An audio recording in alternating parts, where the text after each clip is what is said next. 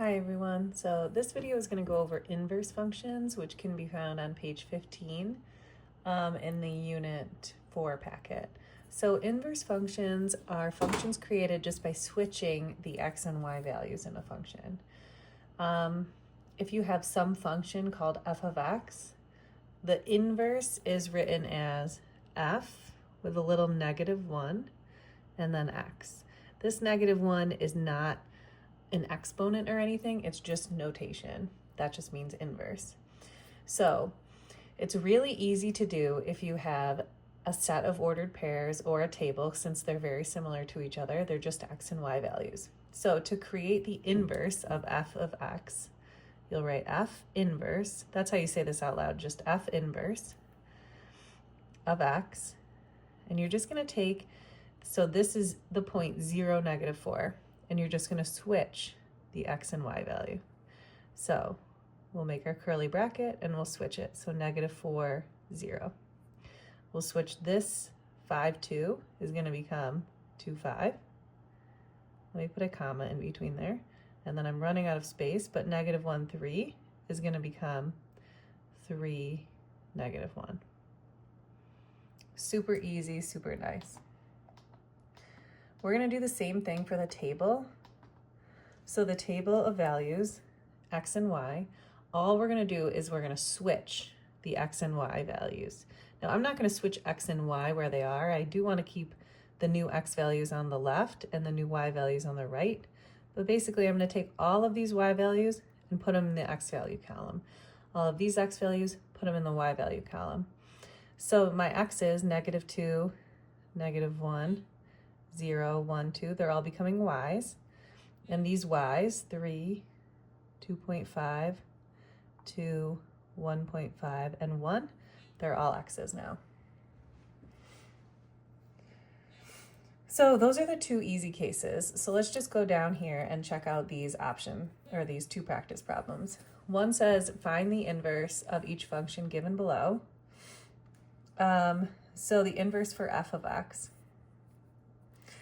is f, the inverse symbol, and then I'm going to switch these values. So 0, 3 is going to become the point 3, 0. The point 5, -6 is going to become -6, 5. And the point 2, -1 is going to become -1, 2. If I want to do the table, so my table of values down here, the one says the x values are -4, -2, 0, and 2. Those are going to become my y values. So in my new table, I'll write x. And since this one doesn't say y, it says f of x, I'm going to change that to the inverse notation, f inverse. So in the x column, I'm going to put all of the original y values. Remember, f of x and y are the same thing. So -4, 0, 4, 8. Here's this column. It's just going into the x's. Now for the other one, -4, -2, 0, and 2. All right, go ahead, pause this video and try 2 and 4. All right, here are the solutions for 2 and 4. Go ahead and check your answers, switching the x and y values. All right, and then if we go back up to the top, the last type is to find the inverse for an equation. So our equation right here is f of x equals 2x minus 1. So remember that f of x is the same thing as y. So this is really just y equals 2x minus 1. So what we really want to do is, just like these, we're just switching the x and y.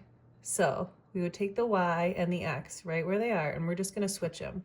We're going to keep the 2 where it is, keep the -1 where it is, literally just the x and y. So y is going to turn into x, and then we'll have 2y minus 1. Now this is technically the answer. However, on the Regents exam, I feel like every single time I've ever seen this asked, this answer is always solved for y. So we're going to solve this for y. Mostly just because you'll see it like that on the Regents. So I kind of didn't leave myself any room since I wrote solve for y. Let me just recopy it. X equals 2y minus 1. So I want to get y by itself. So the first thing I want to do is move this 1 over to the other side. So I'll add 1 on both sides. And I have 2y equals, this is just x plus 1. I'm not doing anything with that. My last step is going to be to divide by 2. Now there's two options here. You can divide by 2 like this, divide by 2 like that. If you do it like this, your final answer, I'm just going to quickly write it underneath, is y equals, and then just as you see it, x plus 1 all over 2. Your second option, if you're dividing by 2, let me rewrite it over here. So I had x plus 1 equals 2y. This was the step that I was on. So your second option, if you're dividing by 2, is when you divide by 2 on the other side, you could think of it as dividing each thing separately by 2. And you'll have y equals. Now here is where you have to do a tiny bit of thinking. In front of this x, there's a 1. So this is really like 1/2 x. And then plus another 1/2. Now, these two answers that we got, this one and this one, they're the same. They're just written in two different ways. Is one of them better than the other? No, not really. It just depends on the question, on the regents. Sometimes when you get to the multiple choice, they'll say the answer is this. Sometimes when you get to the multiple choice, they'll say the answer is this. It really just depends on the question. In any case, I don't have enough space for this, but instead of y, you're going to see the inverse notation. So your final answer is really f inverse of x equals x plus 1 over 2. Or it could be written like this, 1/2 x plus 1/2. So just depending on the question. So when we're solving an equation, we are going to switch where x and y are, which is technically just doing the inverse, like this is technically the inverse. But on the Regents exam, they're also going to ask you to solve for y. So we are also going to do this added step of solving for y. So this is where you actually have to do some work. All right, and then once we solve for y, we're going to replace y with the inverse notation, f inverse. All right, if we look at the next page, so we've got some easy ones. These are just lines. Like if you graphed 3x plus 1 or 1/2 x minus 3, these are just lines. So we're going to do, before you start, if you want to, you can rewrite f of x as y. So we're going to write, so the switch x and y, that's technically your inverse, that's step 1, and then we're going to solve for y. Those are your two steps. So my first step, just to make it easier, I'm just going to write y equals instead of f of x equals. You don't have to do that. If you know that f of x is y and you just want to switch x and y, and go ahead.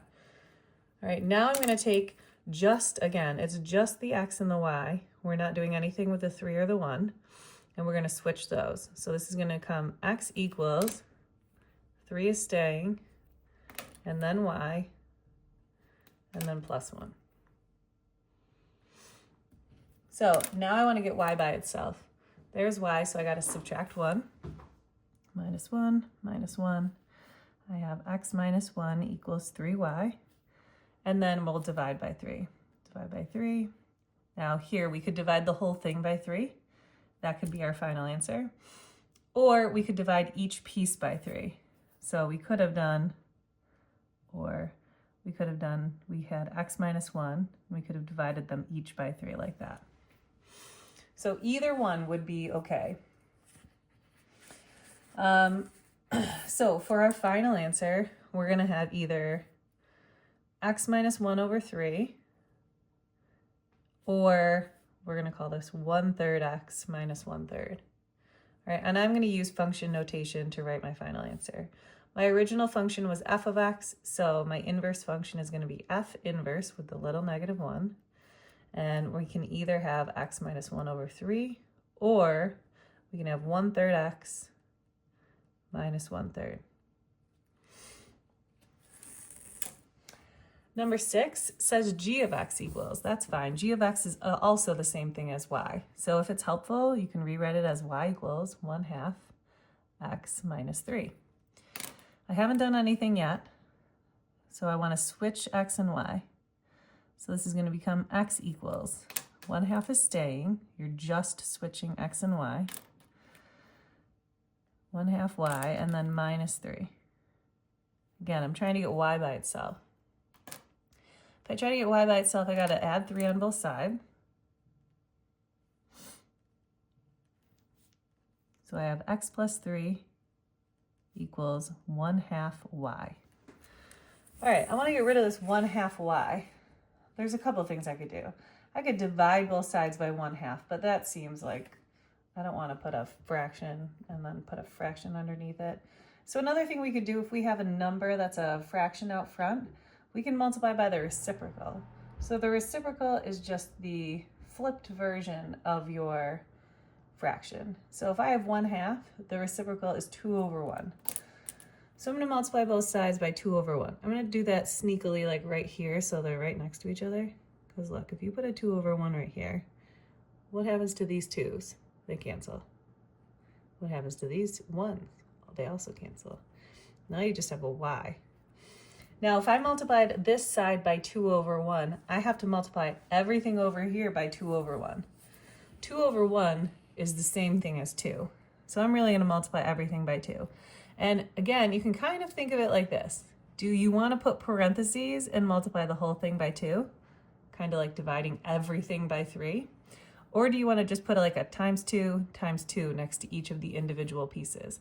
Kind of like dividing each of these by the individual 3's. It's up to you what you think is easier. But maybe you're like, okay, I multiplied this by 2, so I'm going to multiply this by 2 and this by 2. Maybe you're a person who does that. Everything gets hit by a 2. 2 times x is 2x. 3 times 2 is 6. This is the only way the final answer can be written. 2x plus 6. There's no like options. All right, y is the same thing as the inverse. Now, my original function was g of x, so this time I'm going to write g inverse equals 2x plus 6. All right, go ahead and try number 7. All right, here's your answer for number 7. So started with y equals -x plus 1, switching them, then you would subtract 1 on both sides, and then you're going to divide both sides by -1. If you divide by -1, you really got to simplify it. This is 1 divided by -1, which is -1. -1 divided by -1 is +1. You're probably not going to see it like x minus 1 all over -1, just because -1 is such an easy number to divide by. So I'm going to say that this is probably the only way they're going to show it to you on the regions if that was on there. All right, and then there's the inverse notation version. All right, number 8, f of x equals x squared minus 4. So you'll notice this one's obviously different. It has a squared in it, but we're still going to do the same thing. Again, we're switching x and y only, that's it. The squared is staying, the -4 is staying. So x equals y, and then the squared minus 4 is staying. The goal is to get y by itself. I have y squared, so I want to move the -4 over to the other side. So I'm going to have to add 4, add 4. I'm going to have y squared equals x plus 4. To get y by itself, what's the opposite of squaring something? So the opposite of squaring something is square rooting it. So I'm going to put a big square root around this, and then to keep it balanced, I'm going to have to do a square root on the other side. If you remember, a square and a square root will cancel each other out. So we just have y equals. And now we have square root of x plus 4. We can't do anything with that. That is just the answer. So this is it. Y is going to be the same thing as the inverse function. So we started with f of x, so I'm going to call this f inverse of x is square root of x plus 4. Go ahead and try number 9. All right, number 9, pretty similar to number 8. Switch x and y. You want to get y by itself. This time it's cubed instead of squared. So the opposite of cubing something, like right here, when you get y cubed equals x minus 5, you're going to cube root both sides. So if you cube root, cube root. The cube and the cube root are going to cancel each other out, just like the square and the square root cancel each other out. This side, nothing's happening. We're just leaving a cube root of x minus 5, or you can use the inverse notation. The last one is kind of the opposite of these. It gives you a radical to begin with, and so you're going to end up doing the opposite here. Okay, let's start it off. Let's write y equals, and then cube root of x minus 2. Again, step one is really switch x and y. So everything is staying besides the x and y. So this y equals is going to become x equals. Then I have cube root. That's all staying. This x is going to become a y, and then minus 2. I want to get the y by itself. The problem is it's with a minus 2, but it's also underneath a cube root. So first I have to deal with this cube root before I do anything. I got to release the y minus 2 from underneath the radical. Last time we talked a lot about if there was a square root here, we would square both sides. What do you think you do since there's a cube root here? What's the opposite of cube rooting something? So the exponent we need to reverse a cube root is a cube. So cube and cube root cancel each other out, just like over here. So cube root cancel each other out. That gives me just a y minus 2. But if I did a cube on this side, what do I have to do on this side? Also cube it. Cube. I don't really need these parentheses. There's only an x right here, so I'm just going to call it x cubed. Again, goal, solve for y, solve for y. This minus 2 exists, so I got one more step. Add 2 on both sides. So I have y equals x cubed plus 2. That's your final answer. You can write this with the inverse notation. This function was k of x, so we could call it k inverse of x is x cubed plus 2. Every time I change from this to this, all I'm doing is replacing the y with some inverse notation. And then I end up writing it from left to right because I think it looks nicer with the y on the left side instead of the right side, but whatever. All right, that is inverses. Have fun.